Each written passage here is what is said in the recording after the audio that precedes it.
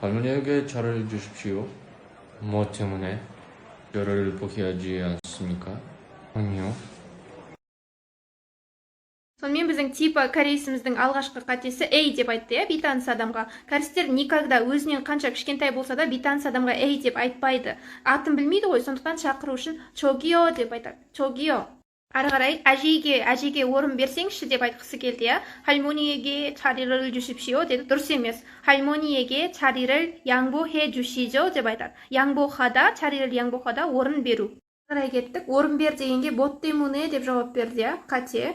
Кәрістер нағыз шынайы кәріс болатын болса, сол жерде мен не үшін беруім керек деп жауап бергенде 내가 왜 деп жауап сұрайтын еді. 내가 왜? 자리를 양보해 주시죠. 내가 왜? Ары қарай неге беруім керек деген сұраққа үлкен адам қой, енді жас адам орын беру керек қой деп жауап беру керек еді. Оны әйтеуір бір нәрсе деп айтты, вообще түсінбедім. Негізі болу керек. 어른인데 젊은 사람이 양보해야지 않습니까? 안녕하십니다. 너는 나라에서 오니? 안녕하십니다. 저는 러시아에서 떠났습니다. 오, 러시아. 연대 너 한국 사람 같다. 저는 사실 한국인입니다. 러시아에 태원이하고 있습니다.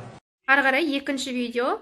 Біреу келді, 안녕하십니까 деді ма? Дұрыс амандасқан жоқ. Біріншіден 안녕하십니까 болады, жарайды оны. 안녕하십니까 деген өте сыпайы формасымен амандасты, ары қарай банмаль формасында сөйлеп кетті. Уанни деп. Яғни ол сөйлемді сыпайы формада бастады ма? 안녕하십니까 деп ары қарай сұрағында сыпайы формада қою керек, иә? Уанни емес, оны нарайысы уассайо. Қай елден келдіңіз немесе қай елдің азаматысыз деген сөз, иә? Оны нарайысы уассайо. Оны нарайысы уассайо деп сұрақ қойылды ма? Енді сіз оған жауап берген кезде өзіңіздің еліңіздің аты және эсо уассайо деп жауап беру керек. Мысалға, Рошиясы уассайо. Бірақ ол Рошиясы теон хасымнида деп жауап берді. Жарайды, ол да дұрыс, бірақ произношениесі қате. Ары қарай, 연대 너 한국 사람 같다 деді. 연대 емес, 근데 너 한국 사람 같다 немесе 근데 너 한국 사람처럼 생겼어 деп айту керек. Ары қарай, я вообще-то кореец деп айтқысы келді. Оны тоже қате айтты. 사실은 저 한국 사람입니다. немесе 한국 사람이에요 деп айту керек. немесе 고려인이에요. 고려인 дегеніміз осы СНГ-дағы кәрістер.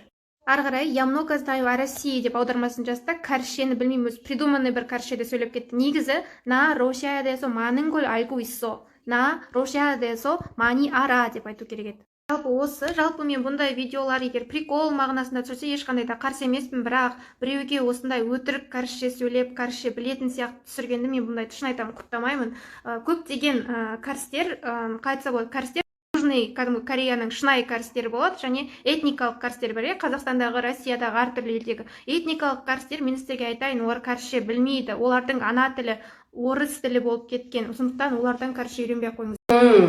여러분 안녕? 시작할래요? 사실은 저는 한글 조금 할 줄 알아요. 왜냐면은 한글을 1년 배웠었어요. 그리고 저는 키르기즈스탄 사람이에요. 지금 나 카자흐스탄에서 살고 있어요. 여러분 모두 감사해요. 와. Сонымен қателері шынымен де біраз бар. Жеке әр қатені бір сториспен талдайық. Ең алғашқы қатесі 시작할래요 емес 시작할까요 болады. Біреуге ұсыныс жасаған кезде ілкайо грамматикасын қолданамыз. Ал іллео грамматикасы ұсыныс жасағанда қолданылады, бірақ адамға айтқанда. Мысалға, могулле дейсің ба, калле барасың ба, полле көресің ба деген секілді. Бірақ ол иробон деп айтып тұр. Яғни достар, көп адамға айтып тұр. Яғни іллео бұл жерде келмейді. екінші қате кеткендері, 사실은 총 한국어를 조금 알 줄 알아요 деп айтты. 총 емес, чон болады. чон немесе чонның мен дегенді білдіреді. мен кәрісше кішкене сөйлей білемін.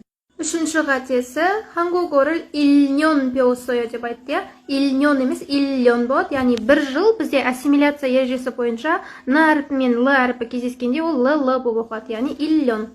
келесі қатесі, 저는 키르기스стан 사람이에요 деді. Айтқанында қате жоқ, бірақ жазған кезде қате кетті. Кәрістер оны былай жазады.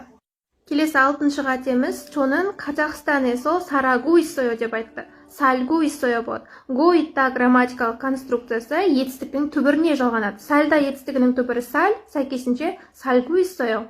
Жалпы осы талдауға қатысқан барлық оқырмандарыма көп рахмет, жарайсыздар, көптеріңіз дұрыс жауап беріп жаттыңыздар. Әсіресе өзімнің студенттеріме риза болдым.